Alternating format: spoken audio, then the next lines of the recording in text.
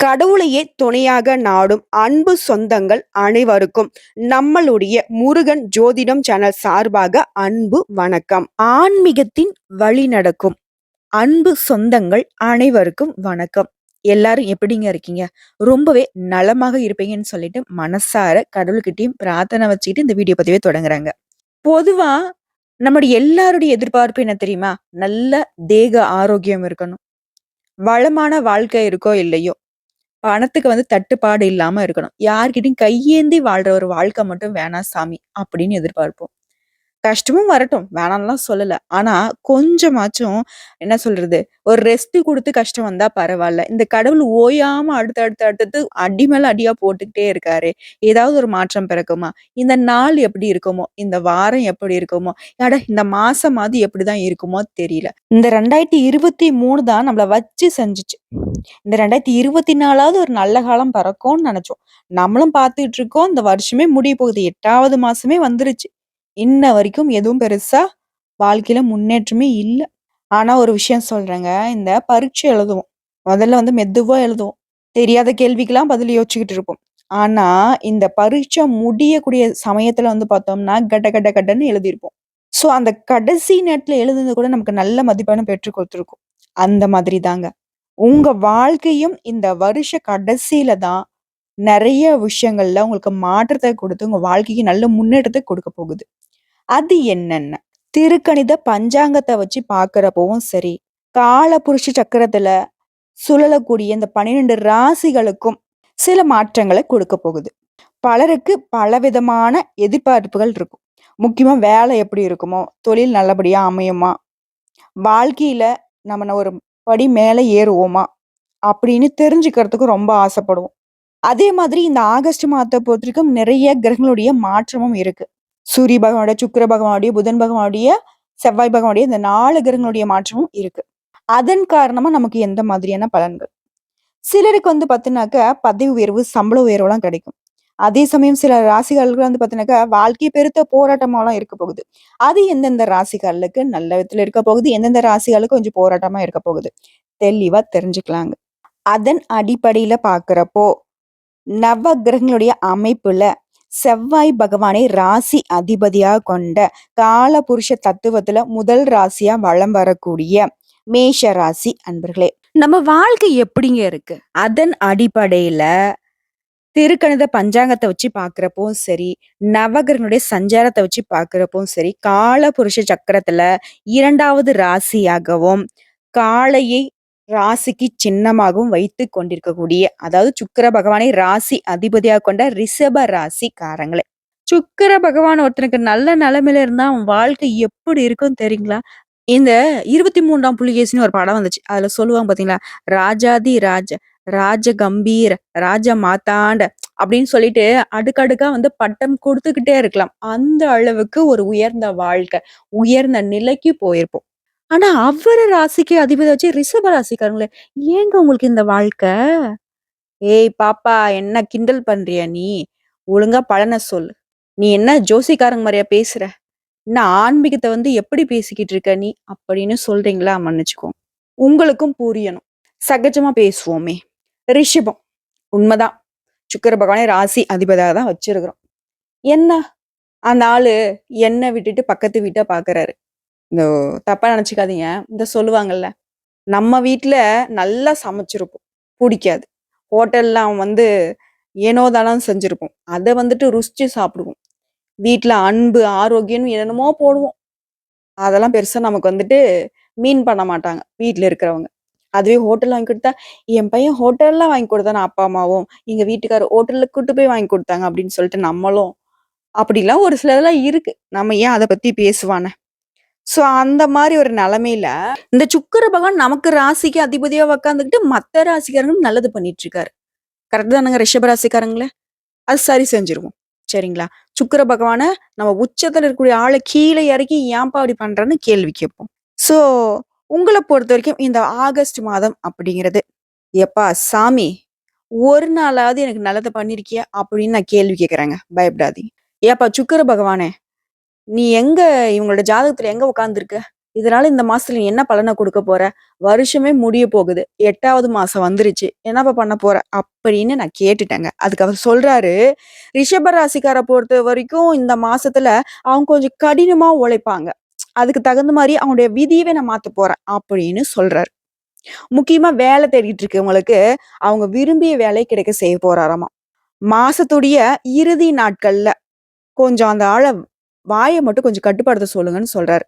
பேச்ச கட்டுப்படுத்த வேண்டும் அப்படின்னு சொல்றாரு. இல்ல அப்படின்னா, அவனுக்கு குடுத்த நான் வேலைய காலி பண்ணிடுவேன். அவன் வாய அடக்கிட்டு இருந்தாங்க அப்படின்னா, உயர் அதிகாரிங்கிட்ட ஒத்துழைப்பை ஏற்படுத்தி நான் பதவி உயர்வும், சம்பள உயர்வும் வாங்கி குடுப்பேன். அப்படி இல்லன்னா, அவங்களுடைய வாயால உயர் அதிகாரிங்கிட்ட கருத்து வேறுபாடு ஏற்பட்டு, வேலைக்கு பாதிப்பு வருங்க. கொஞ்சம் பார்த்து சூதானமா இருக்க சொல்றேன். சுக்கிர பகவான பொறுத்தவரைக்கும் ஒரு நல்ல மாற்றத்த கொடுக்கவும் போறாரு. கொஞ்சம் கவனமாவும் இருக்க சொல்றாரு. அதெல்லாம் இன்னும் என்னன்னு தெளிவா பார்க்கலாம். நம்மளுடைய எதிர்பார்ப்பு என்ன? உடனே சொல்லு பாப்பா, இந்த மாசம் எப்படி இருக்க போது? கொஞ்சமா சொல்லு பார்க்கலாம். அத பொறுத்து நான் உன்னோட வீடியோ பார்க்கிறதா, பார்க்க வேணாமான்றத நீ முடிவு பண்றேன்னு நெனச்சிருப்பீங்க இல்லையா? நான் முன்னாடியே சொல்லிட்டேன். இப்போ உங்களுடைய ஜாதகத்துல எந்தெந்த கிரகங்கள் எங்கெங்க இருக்காங்க? அவங்க யார் கூட கூட்டணியில உக்காந்துட்டு பேசிக்கிட்டு இருக்காங்க? அவங்க கூட கூட்டணியில இருந்து பேசுறதுனால உங்களுக்கான பலன்கள் என்ன? அப்படிங்கிறத விரிவா பார்க்கலாங்க. ரிஷபம். உங்களுடைய குணம் என்ன? ரொம்ப நல்லவங்க. உண்டு, வேலை உண்டுன்னு இருப்பீங்க. ஆனா, உங்கள பார்த்து தான் சுயநலவாதி. இவனால யாருக்குன்னா பிரயோஜனம் இருக்கா? பெரிய இவன் மாரி போறான். எப்படிங்க? பெரிய இவன் மாரி நடந்துக்கிறான். எத்தனையோ ஏச்சுக்கள், பேச்சுக்கள், அவமானங்களுக்கு ஆளாகி, "டேய் உன்ன காலி பண்ணிடுவேன்டா. உன்ன தீர்த்து கட்டிடுவேன்டா.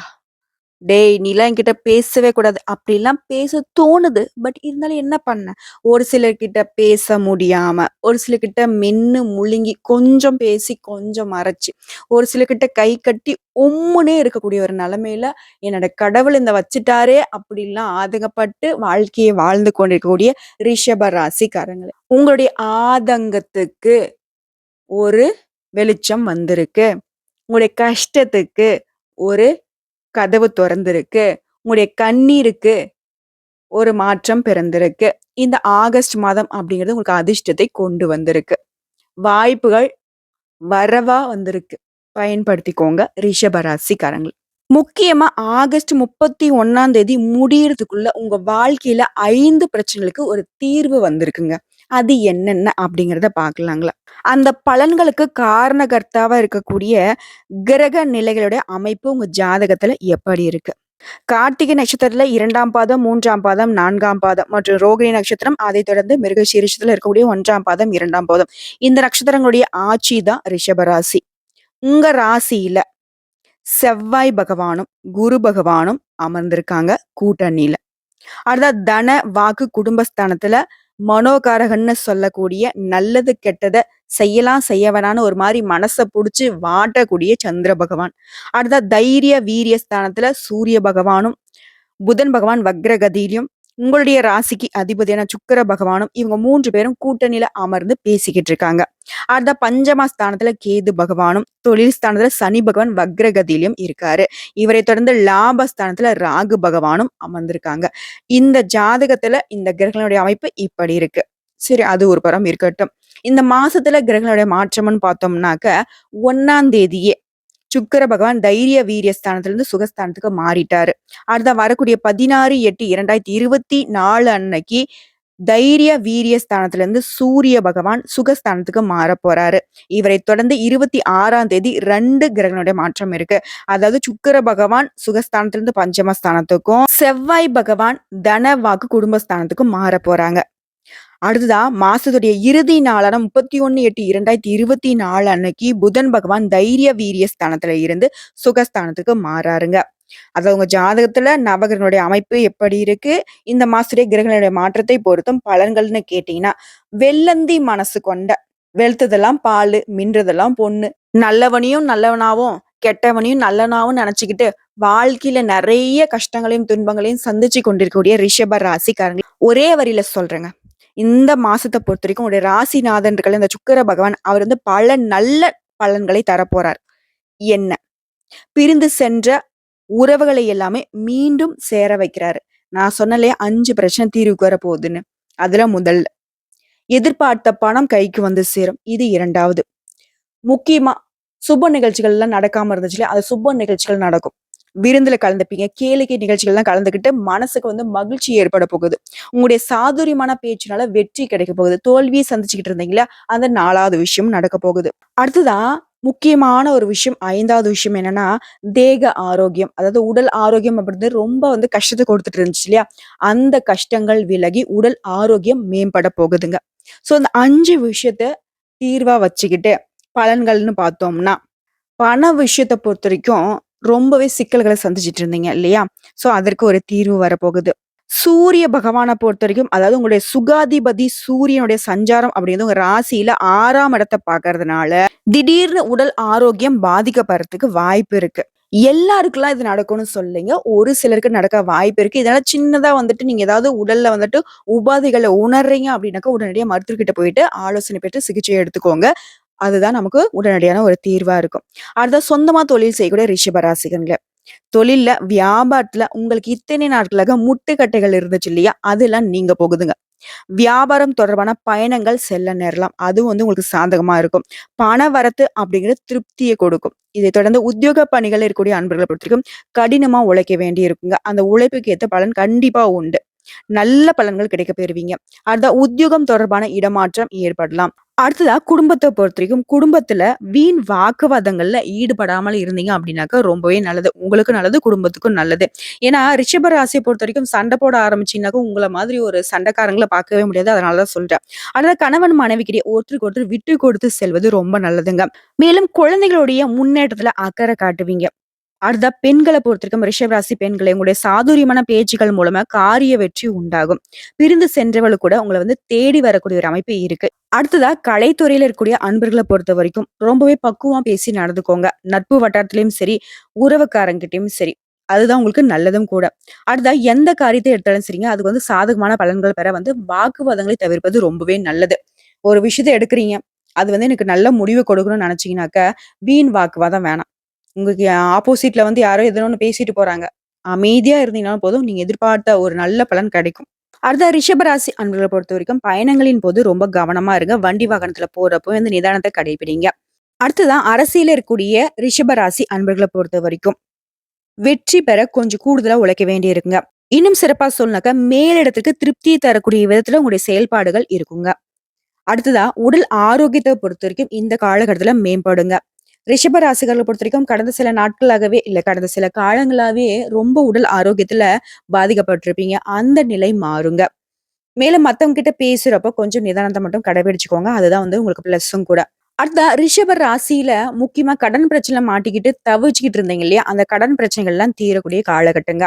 அடுத்ததா மாணவர்கள பொறுத்தவரைக்கும் மத்தவங்கள திருப்திப்படுத்தணும் அப்படிங்கிற மாதிரி தான் உங்களுடைய செயல்பாடுகள் இருக்கும். அது உங்களுக்கு சாதகமான பலன்கள தான் கொடுக்கும். முக்கியமா கல்வியில ஆர்வம் அதிகரிக்கக்கூடிய ஒரு காலகட்டங்க.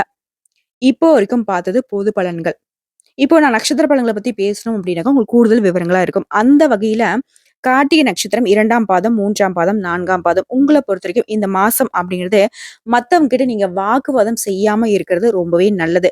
அப்படி நீங்க வாக்குவாதம் பண்ணிட்டீங்க அப்படின்னாக்கா, அந்த வாக்குவாதம் அப்படிங்கிறது பகையை ஏற்படுத்தலாங்க. அந்த பகை அப்படிங்கிறது பல காலத்துக்கு தொடர்ந்துச்சு அப்படின்னாக்கா, உங்க வாழ்க்கையில நெறைய இன்னல்கள கொண்டு வந்து சேர்க்கும். கொஞ்சம் பார்த்து உஷாரா இருந்துக்கோங்க. எவ்வளவுதான் திறமையா நீங்க செயல்பட்டாலும் சரிங்க, உங்களுக்கு பாராட்டு கிடைக்கிறது, பரிசு கிடைக்கிறது கொஞ்சம் தாமதங்கள் ஏற்படத்தான் செய்யும். அத நினைச்சும் வந்து வருத்தப்படுறது உங்களுக்கு பிரயோஜனமே கிடையாது. செய்ய வேண்டிய விஷயத்த வந்துட்டு நீங்க செஞ்சுக்கிட்டு போயிட்டே இருங்க. மேலும் ஒரு சிலர் வந்து பார்த்தீங்கன்னா, நீங்க எதிர்பாராத நேரத்துல உங்க மனசு வருத்தப்படணும் அப்படின்னுட்டு வேணுக்குன்னே ஏதாவது ஒரு விஷயத்த வந்து பேசி உங்கள வந்து காயப்படுத்த முயற்சி செய்வாங்க. அதுக்கு இடம் கொடுக்காதீங்க. என்ன செய்யணும்? அவங்க பேசுறத காதுலயே வாங்கக்கூடாது. "நீ சொல்றதுனால நான் அப்படி ஆகிட போறதில்ல" அப்படின்னு தூக்கி போட்டீங்கன்னு வச்சுக்கோங்களேன், அவங்க பேசுறவங்களுக்கே அது மூக்குடைப்பா இருக்கும். அதுல கொஞ்சம் கவனமா இருங்க. ஸோ இந்த காலகட்டத்த பொறுத்தவரைக்கும் கவனமா இருக்கிறது கார்த்திகை நட்சத்திரத்துக்கு ரொம்ப நல்லது. அடுத்த ரோகிணி நட்சத்திரக்காரங்கள உங்கள பொறுத்தவரைக்கும் சொந்தமா தொழில் செய்யக்கூடிய ரோகிணி நட்சத்திரத்துக்கு வியாபாரம் தொடர்பான முக்கிய முடிவுகள் எடுக்கிறத வந்து சிறந்த ஆலோசகர்கிட்ட, அதாவது முக்கியமா பெரியவங்க கிட்ட யோசனை கேட்டு முடிவெடுக்கிறது நல்லது. அதாவது உத்தியோக பணிகள்ல இருக்கக்கூடிய அன்பர்கள பொறுத்தவரைக்கும் மேல் அதிகாரிங்கிட்ட, சக ஊழியர்கிட்ட கருத்து வேறுபாடு ஏற்படலாம். ஸோ இதனால என்ன செய்யணும்? எப்பவும் போல தான். சகஜமா பேசி, அவங்கள சமாளிச்சு வாழ்க்கைய நடத்திக்கோங்க. அதுதான் நல்லதும் கூட. முக்கியமா உங்க மனசுல இருக்கக்கூடிய கருத்துக்கள வெளிப்படுத்தாதீங்க. யார பத்தியும் எந்த ஒரு விஷயத்தையும் பேசாதீங்க. மத்தவங்களும் உங்ககிட்ட பேசினாலும் சரி, நீங்க தலைய கூட ஆட்டக்கூடாது. புரியுதுங்களா? அவங்க பேசிட்டு அதெல்லாம் நீங்க சொன்னீங்க அப்படின்ட்டு ஸ்கிரிப்டே மாத்திருவாங்க. அடுத்தது மிருகசீரிஷம் நட்சத்திரத்தில இருக்கக்கூடிய 1ஆம் பாதம், 2ஆம் பாதம். உங்கள பொறுத்தவரைக்கும் இந்த மாசத்துல கருத்து மோதல்கள் உண்டாகலாம் மத்தவங்க கிட்ட. கணவன் மனைவிக்கிடையேயும் இருந்து வந்த அந்த ஒற்றுமையின்மை, அதாவது சண்டை சச்சரவுலாம் இருந்துச்சுல்ல, அது வந்து நீங்குங்க. குடும்பத்த பொறுத்தவரைக்கும் நல்லா இருக்கு. முக்கியமா பிள்ளைகளுடைய தேவைகள் எல்லாமே இந்த மாசத்துல பூர்த்தி செய்து சந்தோஷப்பட போறீங்க. அவங்களுடைய நலனுக்காக தான் பாடுபடவும் போறீங்க. ஸோ மிருகசீரிஷ நட்சத்திரத்த பொறுத்தவரைக்கும் எந்த ஒரு பாதிப்பும் இல்ல. ரொம்பவே அற்புதமான காலகட்டம். இத பயன்படுத்திக்கோங்க. உங்கள பொறுத்தவரைக்கும் பரிகாரம் அப்படின்னு கேட்டீங்கன்னாக்கா, வெள்ளிக்கிழமைகள்ல ஆதி பராசக்தியை வணங்கி வர எல்லா நன்மைகளும் உண்டாகுங்க. மனசுக்கு முக்கியமா நிம்மதி கிடைக்குங்க. உங்கள பொறுத்தவரைக்கும் அதிர்ஷ்டமான கிழமைகள்னு கேட்டீங்கன்னாக்கா, திங்கட்கிழமை, வெள்ளிக்கிழமை வந்துட்டு பயன்படுத்திக்கோங்க. உங்களுக்கு சந்திராஷ்டமம் அப்படின்னு கேட்டீங்கன்னாக்கா, வரக்கூடிய 15ஆம் தேதி, 16, 17 இந்த நாட்கள்ல எங்கும் கவனம், எதிலும் கவனம். அதிர்ஷ்டமான தினங்கள்னு கேட்டீங்கன்னாக்கா, 8ஆம் தேதி, 9ஆம் தேதி, 10ஆம் தேதி இந்த நாட்கள்ல உங்களுக்கு அதிர்ஷ்டமான தினங்களா இருக்கிறதுனால, சுப நிகழ்ச்சிகள செய்ய பயன்படுத்திக்கோங்க. ஆக மொத்தத்துல இந்த ஆகஸ்ட் மாதம் அப்படிங்கிறது ரிஷப ராசிக்கு பல விதங்கள்ல அதிர்ஷ்டத்தை கொண்டு வந்திருக்குங்க. சில விஷயங்கள்ல மட்டும் நீங்க கவனமா இருந்தீங்க அப்படின்னாக்கா, உங்க மனசு போலவே எல்லாமே நல்லதாவே நடக்குங்க. சுத்தியும் இருக்கக்கூடிய இன்னல்கள் விலகி, இன்பமான வாழ்க்கைய பெற, ஒவ்வொரு நாளும் அப்பன் ஈசனுடைய வழிபாடும், ஆதி பராசக்தியுடைய வழிபாடும் உங்களுக்கு பலம் சேர்க்கும், வளம் சேர்க்கும். வாழ்க வளமுடன். நம்முடைய வீடியோ பதிவு உங்களுக்கு பிடிச்சிருந்தாக்கா, வீடியோக்கு லைக் பண்ணுங்க. நம்ம சேனல சப்ஸ்கிரைப் பண்ணுங்க. மேலும் பிடிச்சது அப்படின்னா ஃப்ரெண்ட்ஸ் அண்ட் ஃபேமிலிக்கு ஷேர் பண்ணுங்க. நம்முடைய வீடியோ சம்மந்தப்பட்ட ஏதாவது சந்தேகங்கள் இருந்தாலும் சரி, இல்ல ஆன்மீகம் சம்மந்தப்பட்ட ஏதாவது கேள்விகள் இருந்தாலும் சரிங்க, கமெண்ட் பாக்ஸ்ல பதிவிடுங்க. உடனடியாக பதில் தெரிவிக்கப்படும்.